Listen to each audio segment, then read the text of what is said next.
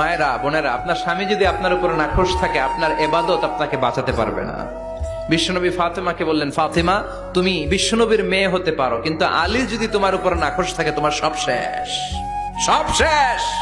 আবার বিশ্বনবী বললেন, আমি যদি এক আল্লাহ ছাড়া কারো সামনে মাথাটা নত করার বিধান দিতাম, এক আল্লাহ ছাড়া যদি কাউকে সেজদা করতে আমি বলতাম, আমি দুনিয়ার সব নারীদের বলতাম স্বামীর পায়ে সেজদা দিয়ে পড়ে থাকো। কি সম্মান আল্লাহ দিলেন স্বামীকে। আপনার জান্নাত আপনার স্বামীর ভেতরেই। স্বামীকে সন্তুষ্ট করেন, স্বামীর আনুগত্য করেন, দেখবেন ফ্যামিলিটা সুন্দর হবে। আর স্বামীরা স্ত্রীদেরকে ভালোবাসেন, স্ত্রীদেরকে ভালোবাসার গল্প শোনাবেন, দামি দামি শাড়ি কিনে দিবেন, তারপরে রাত্রিবেলা গান শোনাবেন।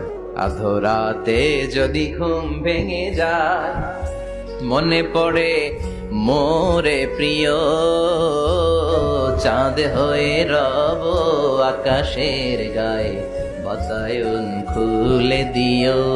এই গানগুলো শুধু বউয়ের গান, শালীর গান না, বাবির জন্য না, চাচাতো বোনের জন্য না।